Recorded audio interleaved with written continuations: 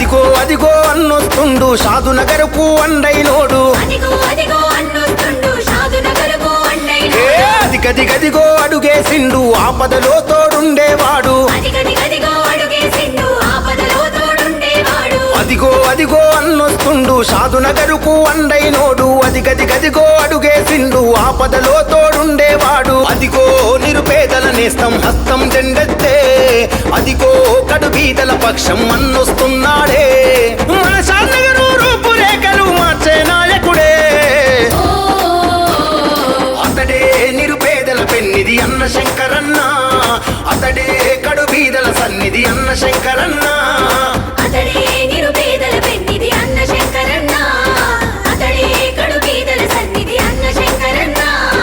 అదిగో అదిగో అన్నొస్తుండు షాదునగరుకు అండైనోడు అదిగదిగదిగో అడుగేసిండు ఆపదలో తోడుండేవాడు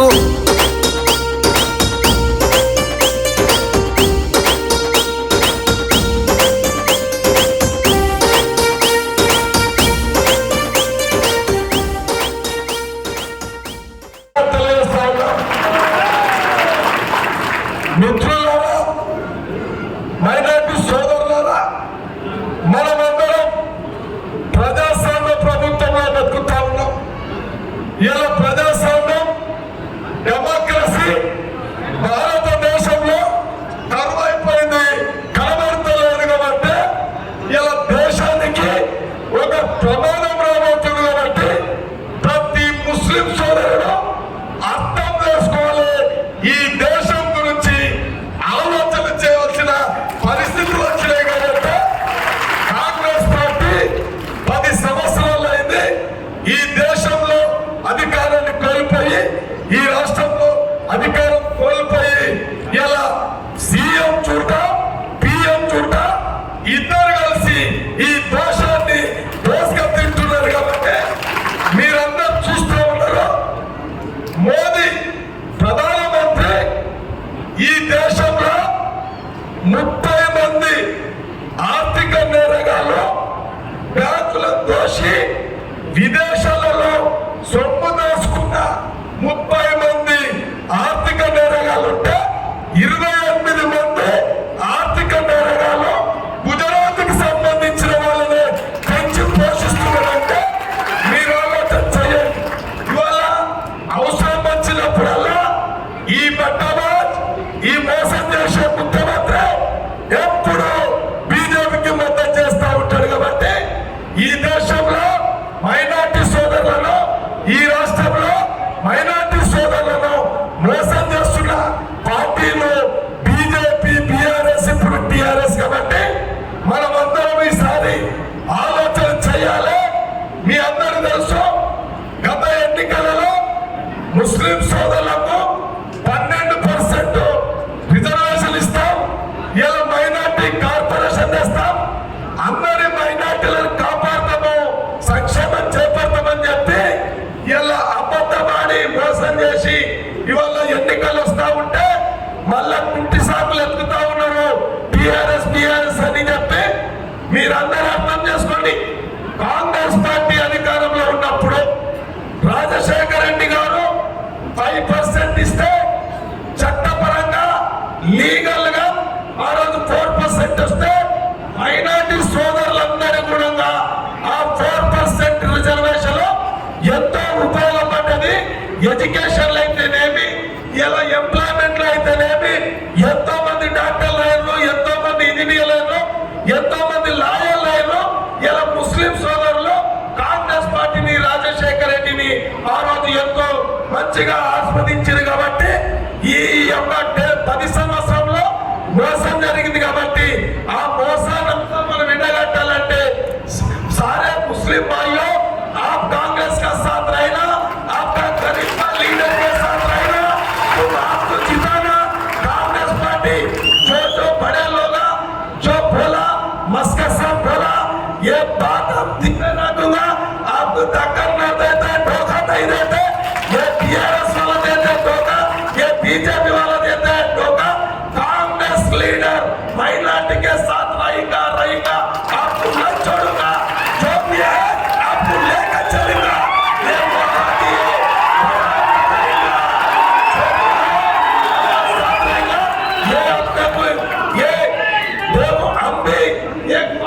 मुस्लिम कम्युनिटी से आएगा।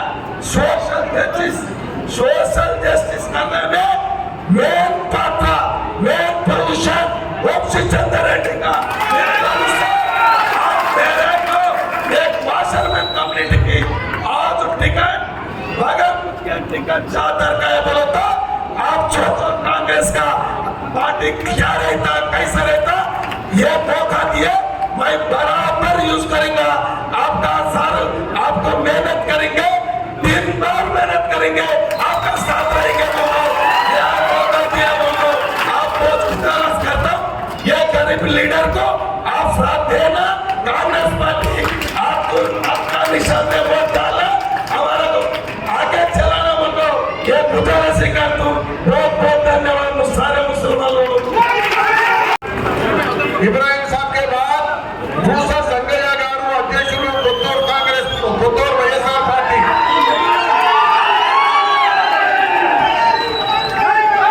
ఇంకోటి నరసింహ ఈర్లపల్లి నందిగామ మండల్ అధ్యక్షులు చౌదరిగూడ వైఎస్ఆర్ కాంగ్రెస్ పార్టీ అధ్యక్షులు ఎలిగడ్డ భిక్షపతి గారు సుదర్శన్ గారు గుంటూరు మండల అధ్యక్షులు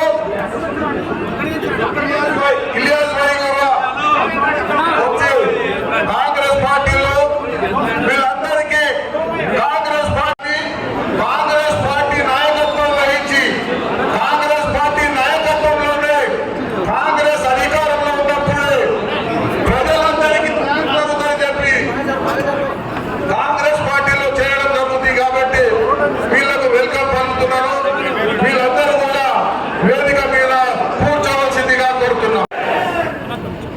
సభాధ్యక్షులు PCC spokes person Zaheer Akhtar గారికి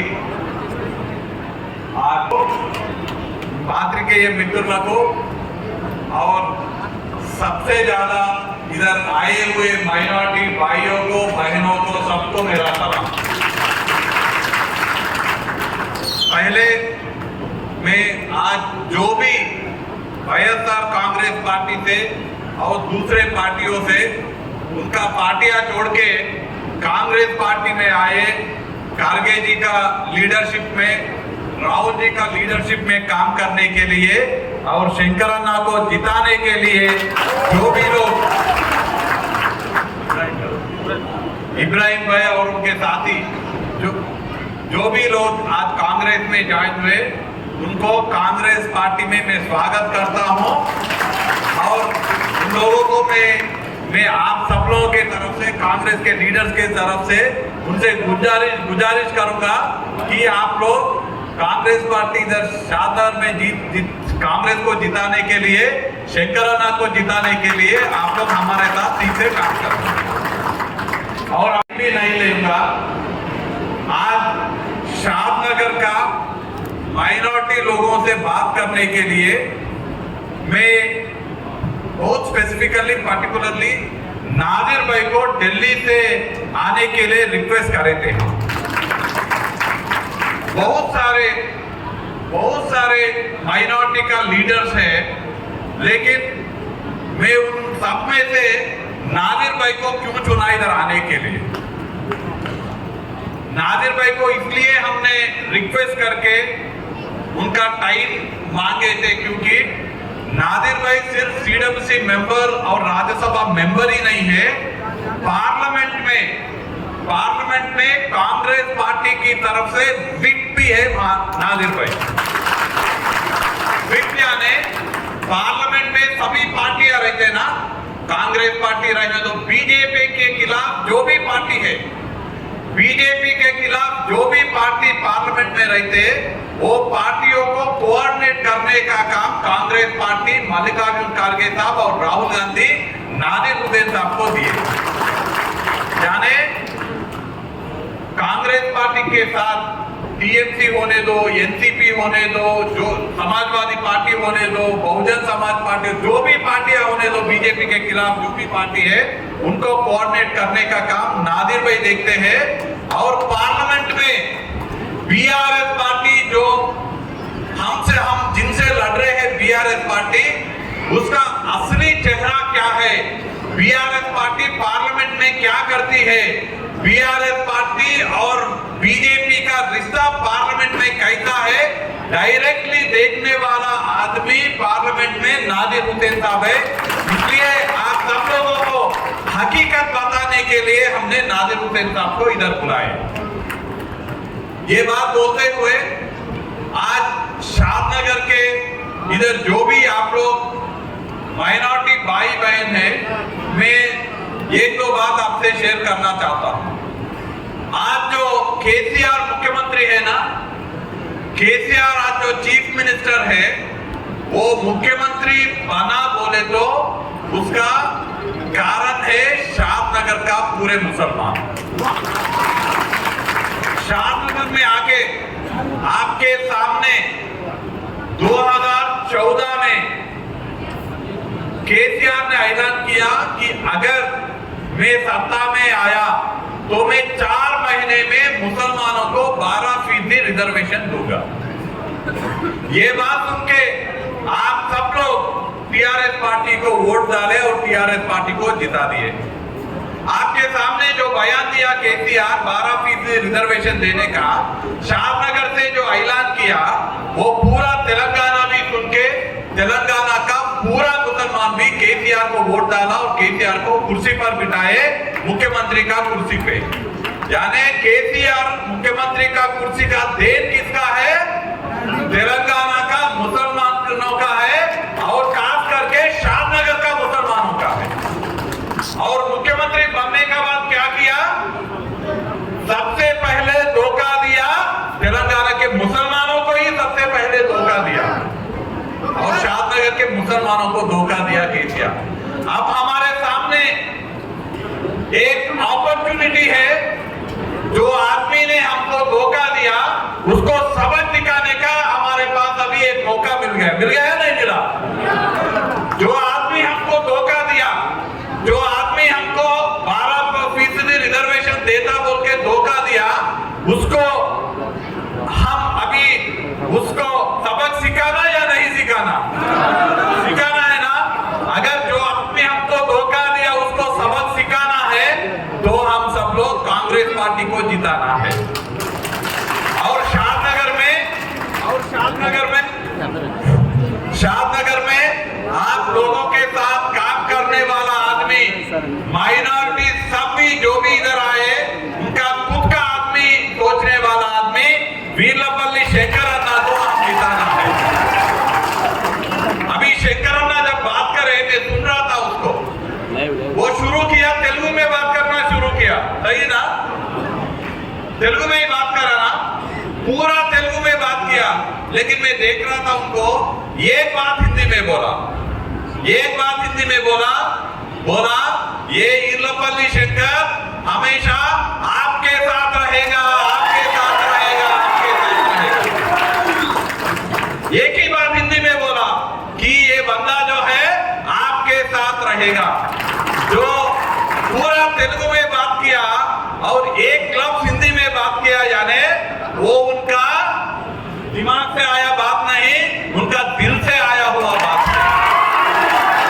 यानी आप सब लोग, ये आदमी का कहा है, दिल में है ये आप सब लोग। अभी शेखर अन्ना को आप, वीरलपल्ली शेखर अन्ना को आप जिताए तो आपके लिए काम करेगा। आप जब भी बुलाए आपके पास आएगा, जहां भी बुलाए आपके पास आएगा और आपका काम करेगा। अगर वो नहीं करे तो नादिर भाई को आप शिकायत करें तो नादिर भाई उनको पकड़ के आपका काम कराएगा। जिता रहे ना आप सब शेखर अन्ना को?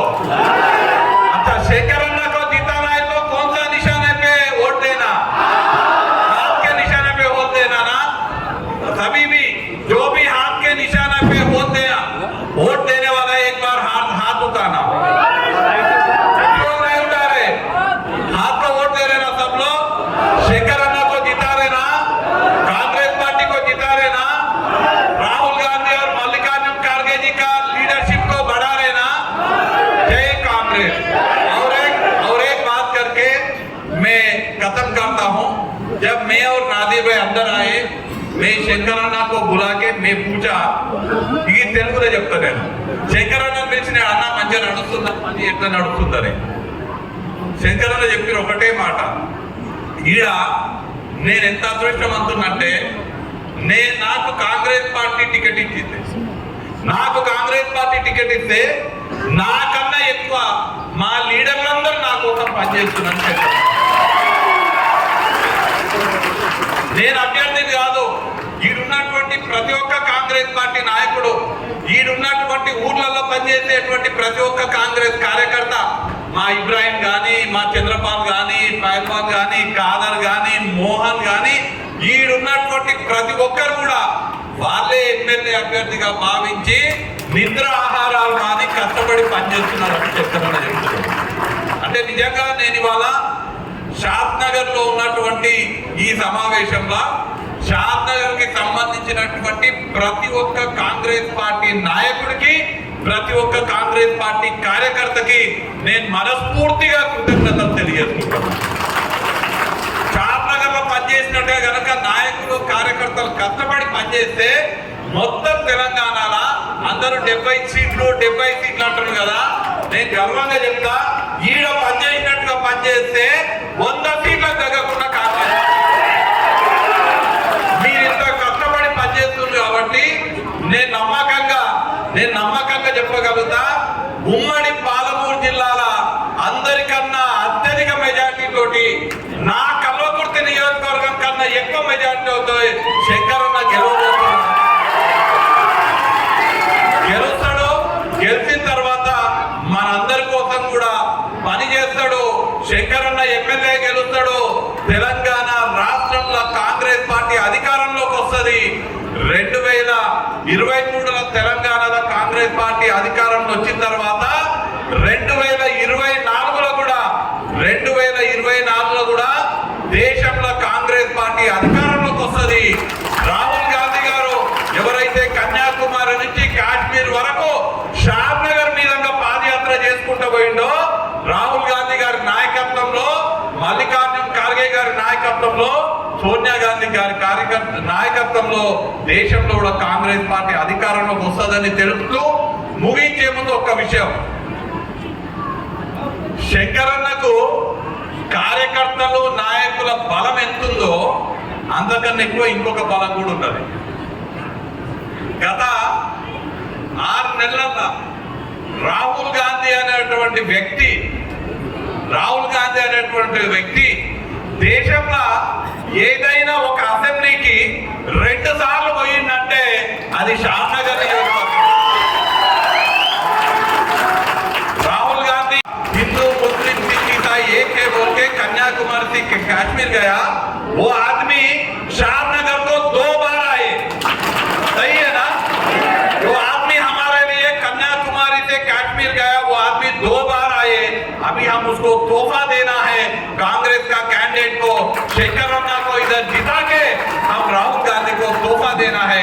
ये बात बोलते हुए इधर వచ్చినటువంటి మీ అందరికీ కూడా सभी को शुक्रिया अदा करता हूं. और खास तौर पे కాంగ్రెస్ కార్యకర్తలు నాయకులు కష్టపడి పనిచేస్తున్నటువంటి మీ అందరికీ కూడా మనస్ఫూర్తిగా కృతజ్ఞతలు తెలియజేసుకుంటూ జై కాంగ్రెస్, జై కాంగ్రెస్. शाद नगर से आवाज जवाब में दम नहीं. अस्सलाम वालेकुम. ये बात भी ना अंदर की नमस्कार. जिस तरह का जोश शाद नगर के अवाम में दिखाई दे रहा और जिस तरह से बहस पे शाद नगर कांग्रेस के तमाम कायद इकट्ठा हुए हैं, इससे एक चीज की गारंटी मुझे दिखाई दे रही कि हमारे कैंडिडेट शंकरन्ना की जीत निश्चित है. और इसलिए भी निश्चित है,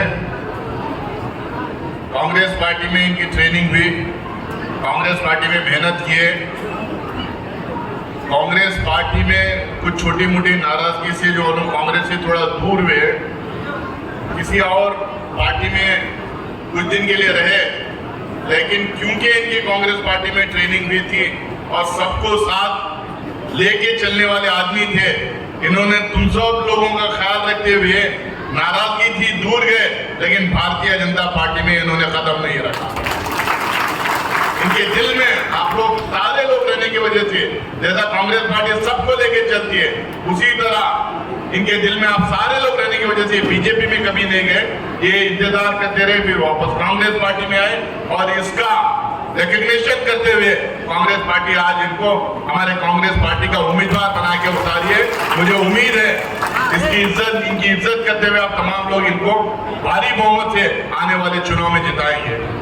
आज हमारे बीच में हमारे छोटे भाई एआईसीसी के secretary, farmer MLA, working committee के सदस्य वांसी चंद रेड्डी साहब, साथ में हमारे हैदराबाद से आए हुए अली मस्कती साहब, यूथ कांग्रेस के नेता आमिर जावेद साहब, मोहम्मद उस्मान साहब, हमारे कर्नाटका प्रदेश कांग्रेस कमेटी के जनरल सेक्रेटरी और बोर्ड चेयरमैन जनाब निजाम पोदार साहब, शंकर अन्ना तो हैं, हमारे यादव अन्ना जी, हमारे श्याम सुंदर जी, जमरूद भाई, बहुत सारे लोग यहाँ पे, बहुत सारे लोग इतने लंबे हैं, मैं टाइम सबका नाम बोलता जाऊंगा तो शाम हो जाएगी। ऑलरेडी हमारे माँ बहने बहुत सारा टाइम से यहाँ पे इकट्ठा हुए हैं, बैठे हैं, उनको घर भी जाना है, पकाना भी है, इसीलिए ज्यादा टाइम मैं नहीं लूंगा।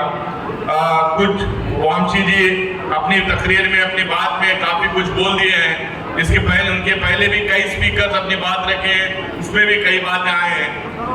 मैं इतना ही यहाँ पे कहने के लिए खड़ा हूँ कि आज आने वाले कुछ दिनों में 30 तारीख को यहाँ पे चुनाव होने वाला है और इस चुनाव में अब तक जितने भी सर्वेस आ रहे हैं, जितने भी रुझान आ रहे हैं, जितने भी प्री पोल, ओपिनियन पोल्स, क्या क्या पोल्स आ रहे हैं, सारे पोल्स में एक चीज एकदम हर सर्वे में एक चीज एकदम क्लियरली दिखाई दे रही है, कांग्रेस की जबरदस्त हवा है और कांग्रेस की सरकार बनने जा रही है। क्योंकि तेलंगाना में बीते 10 साल से लगातार चंद्रशेखर राव साहब का झूठ, तेलंगाना राष्ट्र समिति आजकल बीआरएस बन गई हो, उनका झूठ जो 10 साल से जो चल रहा था, जो धोखा वो आवाम को दे रहे थे, जिस तरह से वो तेलंगाना में लूटपाट मचा के रखी थी, इससे आवाम तरस है, आवाम त्राही कर रही है, आवाम कह रही है कि ऐसे झूठे मक्कार इंसान को, ऐसे झूठी मक्की सरकार को उखाड़ के फेंकना जरूरी है। तो मुझे यकीन है कि आप तमाम लोग कांग्रेस पार्टी के पक्ष में, शंकर अन्ना के पक्ष में आप वोट देंगे और इनको जिताएंगे। आप तमाम लोगों को पता है, जब दिल्ली में कांग्रेस की सरकार थी, यूपीए की सरकार थी, मनमोहन सिंह साहब हमारे प्रधानमंत्री थे, कांग्रेस की अध्यक्षा श्रीमती सोनिया गांधी जी थी। उस टाइम पे सोनिया गांधी जी ने कहा कि आंध्र प्रदेश में बहुत सारे लोग, खासकर जो तेलंगाना में जो लोग रहते हैं, वो लोग जो है परेशान हैं, उनका डेवलपमेंट नहीं हो रहा है, वहाँ खेती नहीं हो रही है, वहाँ इंडस्ट्री नहीं आ रहा है, वहाँ पे कमाई नहीं हो रही है, एजुकेशनल इंस्टीट्यूशंस नहीं है, बच्चों को पढ़ने के लिए अच्छे इदारे वहाँ पे नहीं है। तो ये तेलंगाना का जो पार्ट है, तेलंगाना का जो रीजन है, उसमें डेवलपमेंट होना जरूरी है। डेवलपमेंट जब भी हो सकता है, जब भी हो सकता है जब उसको हम तेलंगाना को एक अलग से रियासत बनाएंगे, अलग से स्टेट बनाएंगे, वो खुद का उनका चीफ मिनिस्टर, खुद की उनकी गवर्नमेंट जब रहेगी, जब भी उनका डेवलपमेंट हो सकता है, तरक्की जब भी हो सकती है करके आप लोगों को सोनिया गांधी जी ने और कांग्रेस पार्टी ने तेलंगाना स्टेट दिया था। चंद्रशेखर राव जी बहुत सारे वायदे किए आप लोगों से, बहुत सारे वायदे देश की जनता से, तेलंगाना की जनता से किया। उन्होंने जैसा मोदी चांद सूरज का ख्वाब दिखाते हैं, उसी तरह से चंद्रशेखर राव जी ने भी पता नहीं क्या क्या ख्वाब आप लोगों को दिखाए। लेकिन आज अगर किसी का रूल यहाँ पे चल रहा है, किसी का दबदबा अगर यहाँ पे चल रहा है, तो एक फैमिली का चल रहा है। एक कैबिनेट होता है, उसमें जितने भी प्लम पोर्टफोलियोज, जितने मोटे मोटे पोर्टफोलियोज होते हैं, वो सारे एक फैमिली में जाते हैं। चीफ मिनिस्टर अपने फार्म हाउस में बैठ के वहां से रूल करते हैं, शासनवादी करते हैं, किसी को मिलते नहीं है, ना एमएलए को, ना एमपी को, ना एमएलसी को। आवाम को तो छोड़ो, किसी को मिलने का नाम और निशान नहीं। क्या कर रहे हैं? लूटपाट मचा के रखे हैं। कितना पैसा इन्होंने लूटा है। कुछ कॉन्ट्रैक्टर्स को अपने दोस्तों को लगातार ठेके देते जा रहे हैं। 4-5 कॉन्ट्रैक्टर्स या कंपनीज को ढूंढ के रखा है, उन्हीं को हजारों लाखों करोड़ों रुपए का उनको ठेका जाता है, कॉन्ट्रैक्ट जाता है, उनसे पैसा इनको वापस आता है। 30% कट इनको आता है, वो कट लेके चुनाव में खर्चा करते हैं। बाई इलेक्शन है उसमें पैसा डाल के जीतना, जिला परिषद का इलेक्शन है उसमें पैसा डाल के जीतना, म्युनिसिपालिटी का इलेक्शन है उसमें पैसा डाल के जीतना, असेंबली पार्लियामेंट के इलेक्शन में भी पैसा डाल के जीतना। ये पैसा आ कहां से रहा है? ये पैसा लगातार वो कॉन्ट्रैक्टर्स को जो ठेका दे रहे हैं उसमें जो कट आ रहा है, कमीशन जो आ रहा है, उसमें जो धांधली कर रहे हैं, उससे जो है इनको पैसा लगातार आते जा रहा है। अपने आप को बैकवर्ड कहते थे, अपने आप को गरीब कहते थे, अपने आप को एक गांव का आदमी कहते थे, लेकिन आज सबसे ज्यादा अमीर फैमिली तेलंगाना में अगर कोई है तो चंद्रशेखर राव जी की है। ये तो किसी में भी नहीं छोड़ा पैसा। ये तो छोड़िए, ये सब ठेकों में तो पैसा लिया ही, यहाँ तक कि दारू के ठेके में सबसे ज्यादा अगर किसी का नाम आए तो केसीआर की बेटी कविता का नाम आता है, लेकिन भारतीय जनता पार्टी उनको अरेस्ट नहीं करती। आज ये क्योंकि यहाँ ज्यादातर माइनॉरिटीज के लोग इकट्ठा हुए हैं, आप लोगों से मैं पूछना चाहता हूँ, उनके एक दोस्त है असदुद्दीन ओवैसी साहब, उनकी भी एक पार्टी है, आज वो लगातार घूम के तेलंगाना में केसीआर के पक्ष में, टीआरएस के पक्ष में वो कैंपेन कर रहे हैं, कैनवासिंग करते हुए घूम रहे हैं। उनसे भी पूछना चाहता हूँ, इनसे भी पूछना चाहता हूँ मैं, आप इतने वायदे माइनॉरिटी से किए थे, 12% रिजर्वेशन का हमें जिक्र हुआ, 12% रिजर्वेशन आप देने वाले थे। 10 साल हो गए आपकी सरकार के, कहाँ गए 12% रिजर्वेशन आपके? आपने 12% रिजर्वेशन देने की बात की थी, 12% रिजर्वेशन किसी को देने का नाम क्या, उसकी बात तक नहीं कर रहे। आपने बोला कि वक्फ के अंदर जितने जमीन एनक्रोच हुई है, लाखों एकड़ जमीन एनक्रोच हुई, आपने कहा कि सारी जमीन वापस ले लेंगे, सारी जमीन वापस लेके वक्फ को देंगे, वक्फ में उससे डेवलपमेंट होगा और उसमें गरीब बच्चों के एजुकेशन का केयर लिया जाएगा। हम भी मानते हैं, अगर कोई सबसे अमीर बोर्ड या इदारा इंस्टीट्यूशन अगर पूरे हिंदुस्तान में तो वक्फ का है, लाखों एकड़ जमीन उसमें है, उसको हम लोग डेवलप करें तो हमारे गरीब, हम लोगों को किसी सरकार की जरूरत नहीं होगी, गरीब बच्चों को पूरा का पूरा एजुकेशन हम ही लोग उसको फंडिंग कर सकते हैं। इतना अमीर बोर्ड है, लेकिन सारा का सारा इंक्रोच हुआ है। केसीआर साहब ने कहा था, असदुद्दीन ओवैसी साहब ने कहा था कि हम वो सारा जमीन वापस लेंगे, वक्फ को देंगे और वक्फ से जो है गरीब बच्चों का भला होगा। कहाँ है वो जमीन? आपने जुडिशियल पावर ही नहीं दी वो बोर्ड। मैं कर्नाटक से आता हूँ, कर्नाटक का एमपी हूँ, वो बोर्ड का मेंबर भी हूँ, वहां के देखिए किस तरह से काम हो रहा है, किस तरह से हमें जुडिशियल पावर दिया गया है, किस तरह से हम लोग अपने केसेस कंडक्ट करते हैं, किस तरह से हमारे पास ट्राइब्यूनल्स है, ट्राइब्यूनल्स में हम केसेस कंडक्ट करते हैं। वहां पे कहाँ इतनी बड़ी बड़ी बात करते हैं असदुद्दीन ओवैसी साहब। उत्तर प्रदेश में जाकर चुनाव लड़ाते हैं, बिहार में जाकर डिस्टर्ब करते हैं, मोदी के इशारों पे नाचते रहते हैं। अपने स्टेट में जहाँ पे 10 साल जिस पार्टी को आपने सपोर्ट किया वो सरकार में है, आप उनसे पूछिए क्यों नहीं जुडिशियल पावर वक्फ बोर्ड को दिलवाया उन्होंने? क्वासी जुडिशियल पावर दिलवाना चाहिए था।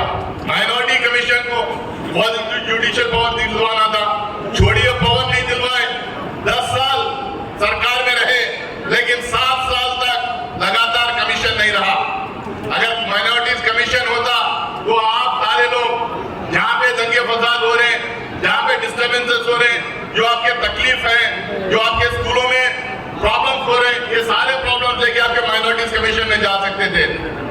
फरवरी 18 तारीख को खदीर खान को लॉकअप में मारा गया, वो उनकी फैमिली माइनॉरिटीज कमीशन में जा सकती थी, उनको इंसाफ माइनॉरिटीज कमीशन दिला सकता था, लेकिन माइनॉरिटीज कमीशन कॉन्स्टिट्यूट नहीं था, कॉन्स्टिट्यूट नहीं किया गया था, इसलिए उनकी फैमिली माइनॉरिटीज कमीशन में जा नहीं पाई। अलेर में लॉकअप डेथ हो जाता है, मारे जाते हैं लोग, वो लोग माइनॉरिटीज कमीशन में नहीं जा सके क्योंकि उस टाइम भी माइनॉरिटीज कमीशन था नहीं। और कमीशन कॉन्स्टिट्यूट नहीं करते, बड़ी बड़ी बात करते हैं। कहाँ है एमआईएम के लोग? क्यों नहीं पूछते? क्यों नहीं पूछते टीआरएस से? क्यों नहीं माइनॉरिटी कमीशन कॉन्स्टिट्यूट करवा लेते इतने दिन? तो ये बहुत सारे प्रॉब्लम जो हमारे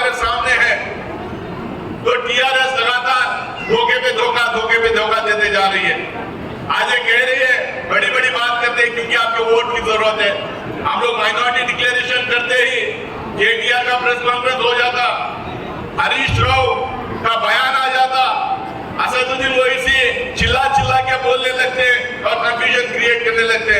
अरे अगर आप इतना ही मुसलमानों की भलाई चाहते हैं, माइनॉरिटी की अगर भलाई चाहते हैं, तो आपको हमारा माइनॉरिटी डिक्लेरेशन में आपको प्रॉब्लम क्या नजर आ रही है? आप कंफ्यूजन क्यों क्रिएट करने की कोशिश कर रहे हैं? आपको 10 साल में कुछ नहीं दिया, वोटों के लिए सिर्फ जो है बड़ी बड़ी बात करते रहे। आप उनसे पूछना चाहता हूं मैं, आज जो है एक तरफ इंडिया अलायंस बनता है, एक तरफ एनडीए रहता है। इंडिया अलायंस में बहुत सारे रीजनल पार्टी जुड़ जाते हैं, एनडीए में कुछ रीजनल पार्टीज हैं, बीआरएस ना उधर ना इधर, क्यों भाई? अगर आप सेक्युलर पार्टी है, अगर आप चाहते हैं कि हिंदुस्तान एक रहे, अगर आप चाहते हैं कि हमारा आइन बचा रहे, कॉन्स्टिट्यूशन बचा रहे, अगर आप चाहते हैं कि हमारे देश में डेमोक्रेसी बची रहे, तो आप इंडिया अलायंस में होना चाहिए था।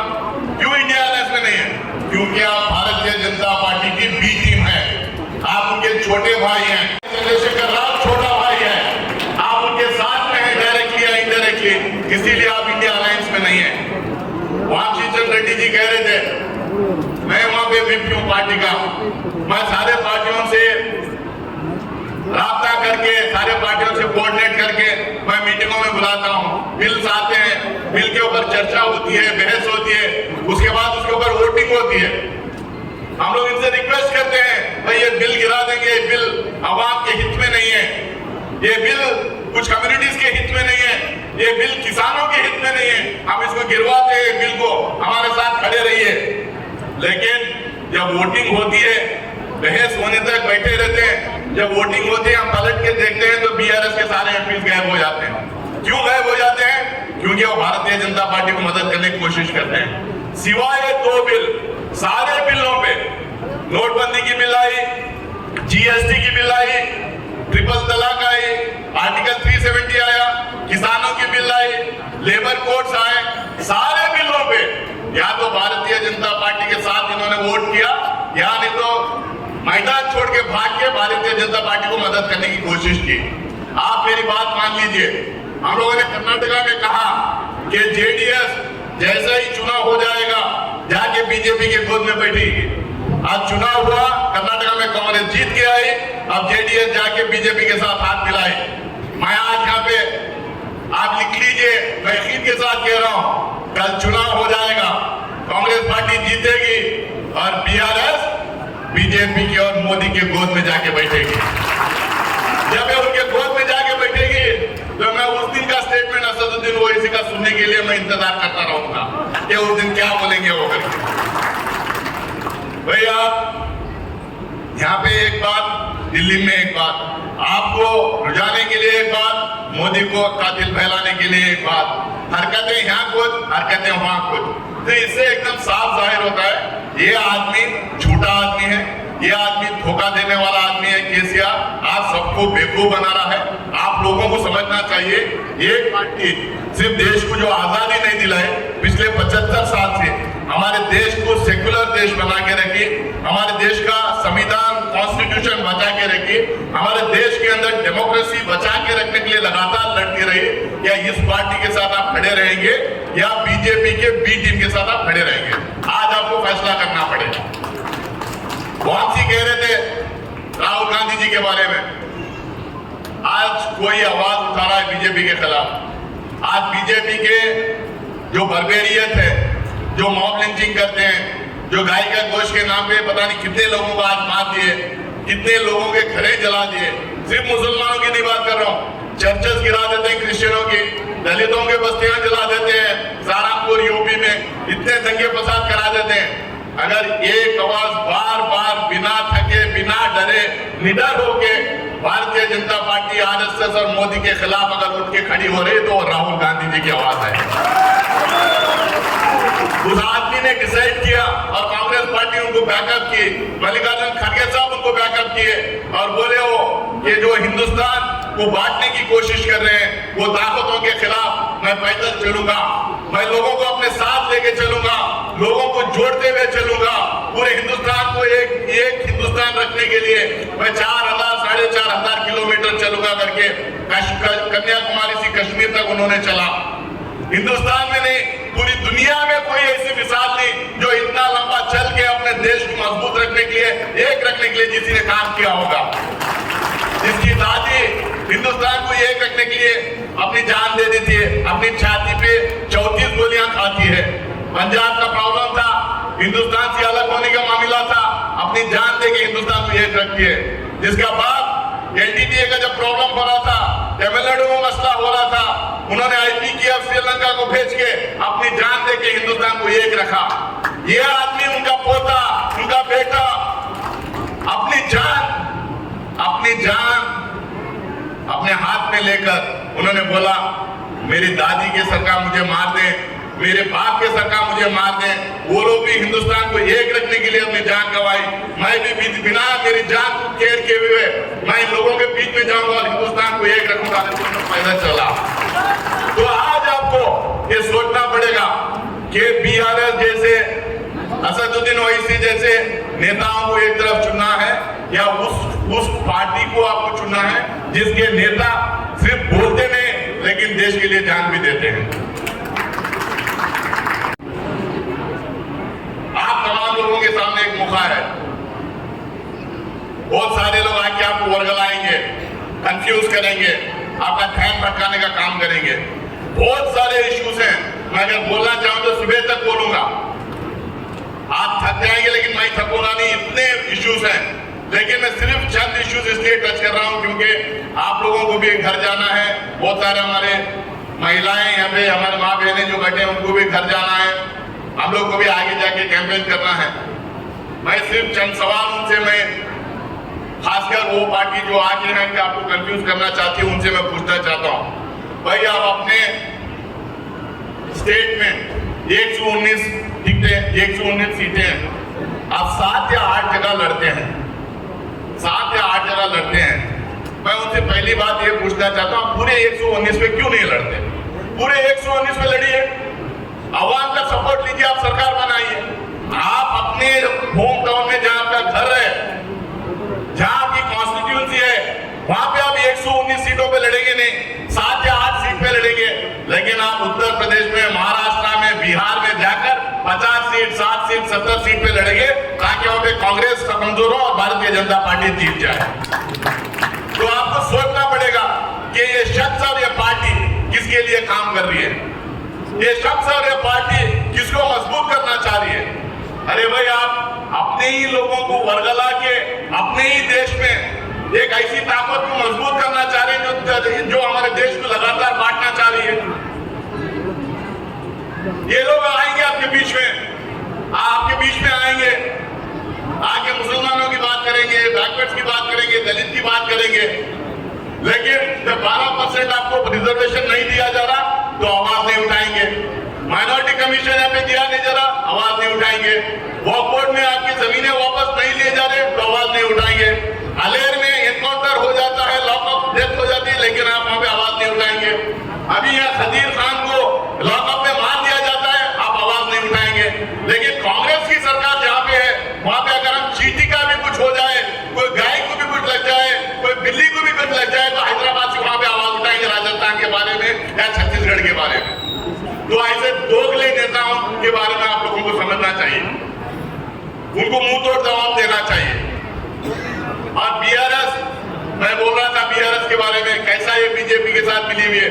मैं उनसे एक सवाल करना चाहता हूं बीजेपी से, आप आम आदमी पार्टी के नेताओं को अरेस्ट किया, आप उनको 6-6 महीने से जेल में रखे हुए क्योंकि लिकर स्कैम हुआ, देसी दारू का स्कैम हुआ, उसमें आप उनको अरेस्ट किए। दारू का जो स्कैम हुआ है, इसमें जो पहला नाम किसका आया था, केसीआर की बेटी कविता का नाम आया था, एफआईआर में आया, लेकिन चार्जशीट में उसका नाम निकाल दिया जाता है। क्यों निकाल दिया जाता है? क्या साठ-गांठ है? क्यों आप मदद करने की कोशिश कर रहे हैं? केसीआर यहाँ से पैसे कमाते हैं, जनता दल को पैसे कर्नाटका में बेचते हैं। क्यों बेचते हैं जनता दल को कर्नाटका में पैसे? ताकि सेक्युलर वोट काटे और भारतीय जनता पार्टी जीते। तो इनके अंदर की राजनीति आप लोगों को समझना है। चंद्रशेखर राव जी समझते हैं, असदुद्दीन ओवैसी साहब समझते हैं कि मुसलमान बेवकूफ है, मुसलमान को समझ में नहीं आता है, मुसलमान को समझ में नहीं आता है, अंदर की राजनीति, अंदर की सियासत नहीं समझते हैं। लेकिन उनको एक चीज मैं बोलना चाहता हूँ, हमारे लोग बेवकूफ नहीं, मासूम है। हमारे लोग बेवकूफ नहीं है, मासूम है। और उनकी मासूमियत का फायदा उठाने की कोशिश मत करो। जब उनके दिल में एकदम उतर जाता तो पूरी तरह से उतर जाता है और जो है इनको जिता के बाहर निकाल के लाते हैं। और कांग्रेस पार्टी को इस बार जिताएंगे, उनके समझ में आ गया है। इनोसेंट जरूर है, मासूम जरूर है, लेकिन बेवकूफ नहीं है। हम कम पढ़े लिखे हमारे पास लोग हैं, लेकिन अपने दम पे अपनी कमाई से खाते पीते हैं हम लोग। हमारे पीछे भागने वाले नहीं है, किसी के पिछलगू नहीं है हम लोग। तो भाइयों और दोस्तों, बहने, आप लोगों को समझना चाहिए कि कांग्रेस पार्टी आपके सामने क्या क्या लाई है। हम लोग कर्नाटका में, मैं कर्नाटका से आता हूँ, कर्नाटका में हम लोगों ने 5 गारंटी अनाउंस किए थे। तो ये बीजेपी के लोग चिल्लाने लगे, भाई ये किसी का पैसा लेके किसी को दे रहे हैं, गरीबों को कुछ कुछ अनाउंस कर रहे हैं। तो हम लोगों ने साफ कहा, कांग्रेस पार्टी गरीबों के लिए खड़ी हुई पार्टी है। कांग्रेस पार्टी गरीबों के तरफ से जो बनी हुई पार्टी है। कांग्रेस पार्टी गरीबों से जीतती है और गरीबों के लिए काम करती है। तो इसीलिए हमें 5 गारंटी हम लोगों ने दिए। वो 5 गारंटी जो दिए, जो बोले कि ये इंप्लीमेंट नहीं हो सकते। जैसे ही हम लोग 5 जीत के आए, जैसे ही जनता हमें वोट दी, पहले कैबिनेट में हम लोगों ने कहा 5 गारंटी को हम पास करते हैं, लोग इंप्लीमेंट करते हैं।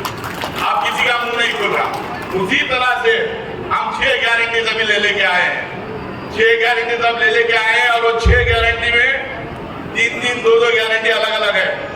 अब हम लोगों ने कहा कर्नाटका में 2000 रुपए घर की एक सीनियर महिला के अकाउंट में हर महीना आएगा।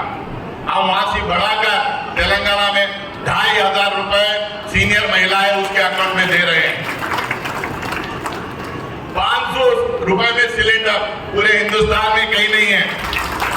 हम लोगों ने जब सत्ता छोड़ी थी 2014 में, जो सिलेंडर थे, एक सिलेंडर का कॉस्ट था 385 रुपए। मोदी जी जो चांद तारे का ख्वाब दिखाते हैं, 1200 तक सिलेंडर लेके गए। लेकिन हम लोगों ने कहा, हमारे माँ बहने जो सबसे ज्यादा तंग अगर किसी चीज से है, सिलेंडर के रेट से है। राजस्थान में हम लोगों ने ऑलरेडी कम कर दिया, हमारी सरकार वहां पे।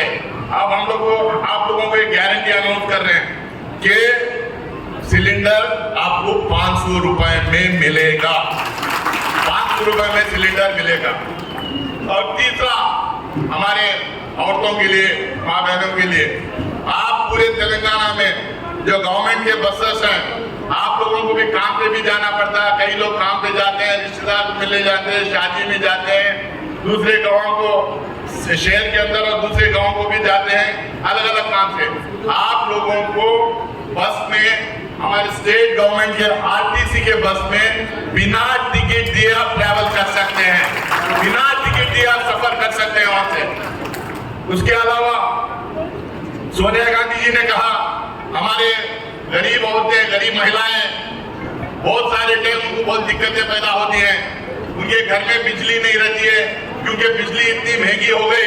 वो थोड़ा ज्यादा इस्तेमाल करे तो उनको बिल इतनी लंबी लंबी आ जाती है, वायरमैन घर को आके तार कट करना शुरू कर देता है, इलेक्ट्रिक की लाइन कट करके चले जाता है।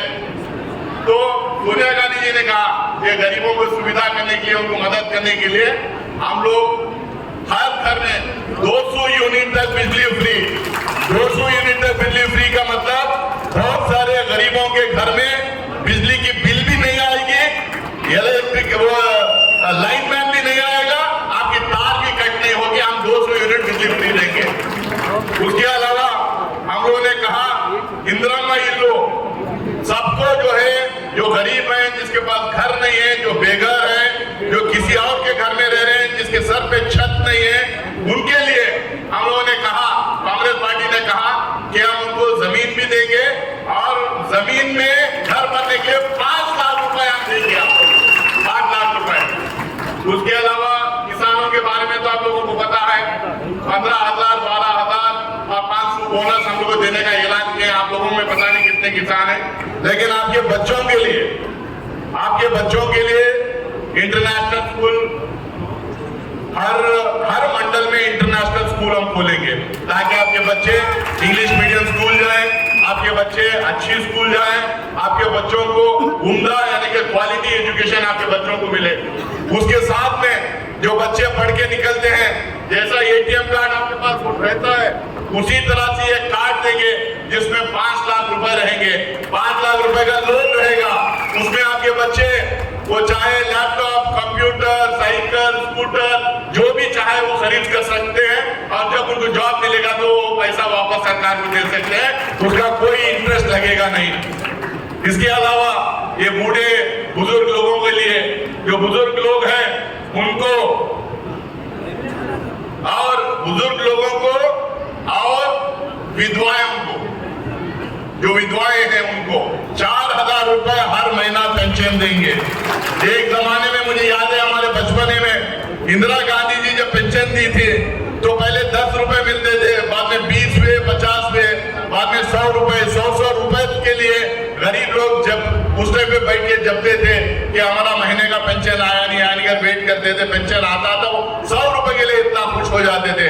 आज हम लोग 4000 रुपए बुजुर्गों के लिए ओल्ड एज पेंशन और विधवाओं के लिए हम लोग जो है 4000 रुपए हर महीना देने का ऐलान किया है। उसके साथ में आजकल बीमारी जब आती है, बड़े बड़े हॉस्पिटल जाते हैं तो बहुत पैसा लगता है, इसीलिए हम लोगों ने इंश्योरेंस क्या किए, 10 लाख रुपए का इंश्योरेंस हर एक के नाम पे करने का ऐलान किया है। ये है जनरल गारंटी हम लोगों ने दिया है। उसके साथ साथ क्योंकि आप तमाम लोग माइनॉरिटी कम्युनिटी से आते हैं, माइनॉरिटी डिक्लेरेशन कुछ दिन पहले हम लोगों ने किया, उसमें हम लोगों ने कहा अभी सरकार में माइनॉरिटीज के वास्ते अक़लियतों के लिए 2000 करोड़ रुपए स्पेंड हो रहा है बजट में। वो भी क्या है, बच्चों को उसमें ना स्कॉलरशिप मिलती है ना फेलोशिप मिलती है, लेकिन उसमें बहुत सारा एडमिनिस्ट्रेशन के लिए पैसा चला जाता है। हम लोगों ने कहा हमारी सरकार जैसे ही आएगी पहले बजट में 4000 करोड़ रुपए माइनॉरिटी के डेवलपमेंट के लिए हम रखेंगे, 4000 करोड़ रुपए, और साथ में और 4000 करोड़ रुपए हर साल में 4000 करोड़ रुपए देंगे। उसी के साथ में 1000 करोड़ रुपए अलग से हम रखेंगे, जिसमें जो अनएम्प्लॉयड यूथ जो है, जो बेरोजगार है, उसको अगर खुद का धंधा कुछ स्टार्ट करना है, खुद का बिजनेस कुछ स्टार्ट करना है, कोई दुकान लगाना है, कोई नई कंपनी खोलना है, उसको लोन देने के लिए हर साल 1000 करोड़ रुपए हम लोग अलग से निकाल के रखेंगे। एजुकेशन में जो लोग बच्चों को केजी से लेके पीजी तक और आगे पीएचडी तक भी स्कॉलरशिप, फेलोशिप उनको महीना हम देते जाएंगे, 10,000, 15,000, और जो एमफिल पीएचडी खत्म करते हैं उनको 1 लाख रुपए तक हम देंगे। इसके अलावा यहाँ पता नहीं कितने इमाम मौज़िन हैं, परसों में कलवा कुर्ते में उनको कह रहा था, अभी जो है इमाम मौज़िन को मुझे लगता है कि 5000 के करीब मिलता है, इमाम और मौज़िन को 5000 के करीब मिलता है। उस दिन वहाँ आम अंकल में जब उलमा इकराम से मैं बात कर रहा था, 400-500 लोग आए थे, वो मैं बोला कि आप लोगों को तो 4-5 मिल रहा है, तो बोल रहे हैं लेकिन मिलता नहीं है।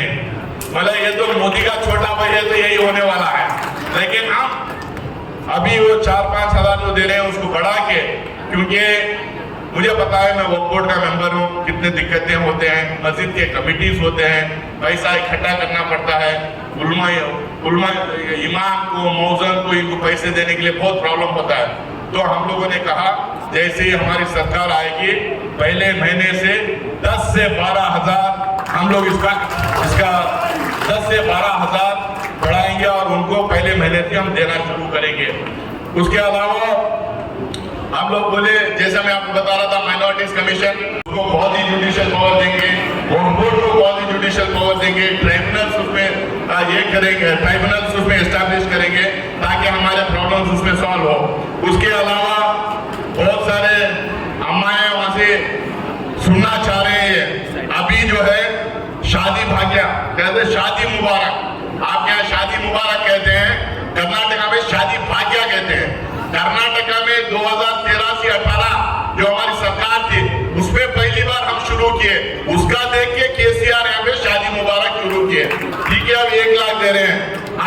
ऐलान किए, हमारी गारंटी में, हमारे डिक्लेरेशन में अनाउंस किए, क्योंकि डीजल पेट्रोल तेल का दाम बढ़ रहा है, खाने पीने सामान का दाम बढ़ रहा है, दूध पे, गेहूं पे, मस्के पे, घी पे जीएसटी लग रहा है, तो दाम बढ़ते चले जा रहा है ना। अच्छा, अब शादी करना भी बहुत महंगा होते जा रहा है, तो इसीलिए खासकर सोनिया गांधी जी बोले जो गरीब लड़कियां होते उनकी शादियों के लिए बहुत मुश्किल होते जा रहा है, तो हम लोगों ने 1 लाख रुपए से 1,60,000 रुपए हम लोगों को किए कि 1,60,000 रुपए हम देंगे, ये निकाह मुबारक के नाम से हम देंगे। उन्होंने शादी मुबारक बोला, हम निकाह मुबारक के नाम से देंगे, ये हमारी एक स्कीम है।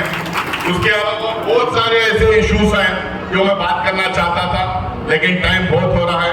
आप लोगों को इतना ही मैं कहूँगा, कई टाइम मौके जो है जब मिलते हैं हम लोगों को दिल से नहीं दिमाग से काम लेना पड़ता है। आज हम लोगों के पूरे हिंदुस्तान में क्या हालात है तमाम लोगों को पता है। 75 साल हम लोगों ने डेमोक्रेसी को बचा के रखा, लेकिन आज जो एक मिनट में आज हमारे 75 साल जो डेमोक्रेसी को हम लोगों ने बचा के रखा है, उसको वो डेमोक्रेसी को के ऊपर लगातार अटैक्स होते जा रहे हैं, हम लोग जो कॉन्स्टिट्यूशन बचा के रखा, वो कॉन्स्टिट्यूशन को बदलने की कोशिश की जा रही है। हम लोगों ने एक भाईचारा, गंगा जमुनी तहजीब जिसको बोलते हैं, गंगा जमुनी तहजीब जो बना के पूरे देश में रखी है, उसको खत्म करने की कोशिश की जा रही है। मस्जिदों पे हमले, मस्जिदों पे हमले, चर्चों पे हमले, गुरुद्वारे पे हमले होते जा रहे हैं। हर जगह कुछ ना कुछ ढूंढ के दंगा फसाद करवाने की कोशिश की जा रही है। ये इसलिए हो रहा है क्योंकि फासीवाद ताकत सेंटर में बैठी हुई है, और वो फासीवाद ताकत का सरदार जो छोटा सरदार है वो नरेंद्र मोदी है, आप तमाम लोगों को पता है। ऐसे टाइम पे जो ताकत ये फासीवाद भारतीय जनता पार्टी और आरएसएस के खिलाफ खड़ी हुई है मजबूती से, जो उनके खिलाफ लड़ रही है, वो ताकत का नाम है कांग्रेस पार्टी। उस पार्टी को आप लोगों को दोबारा मजबूत करना पड़ेगा। अगर आप लोग मजबूत करेंगे, आप ये बोलेंगे कि यह बीजेपी हार रही है, टीआरएस रहने दो, बीआरएस रहने दो, इसे नहीं चलेगा। कर्नाटका में हम लोगों ने जिताया, हिमाचल प्रदेश में हम लोग जिताया, हम लोग स्टेट के हर स्टेट में कोशिश करेंगे एक स्टेट कब्जा करते चले जाएं।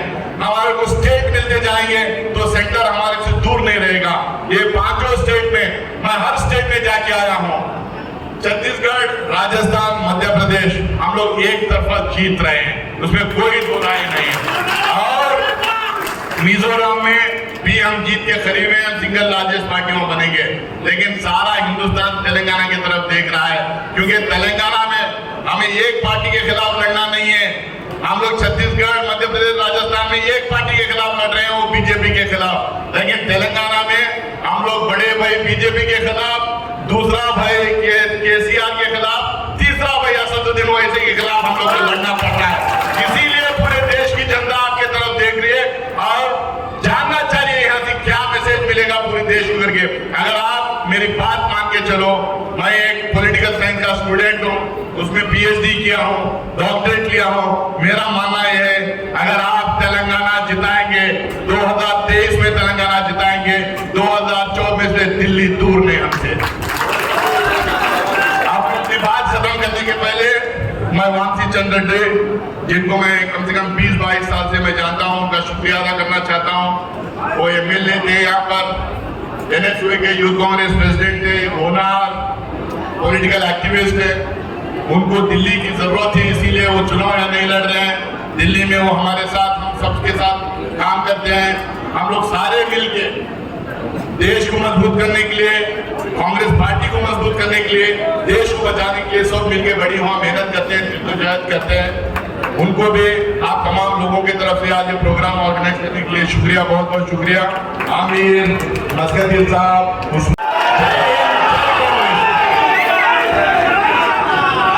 शुक्रिया। सिर्फ 1-2 मिनट के लिए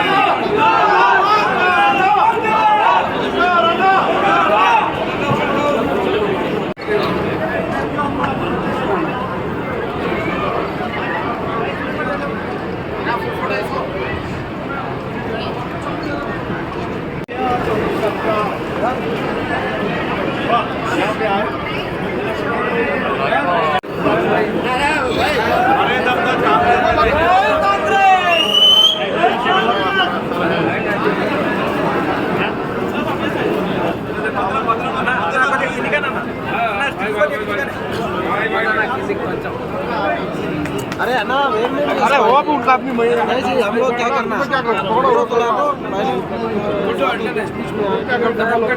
हम लोग दिल्ली से फोटो पकड़ा उन्ना भाई हम लोग क्या करना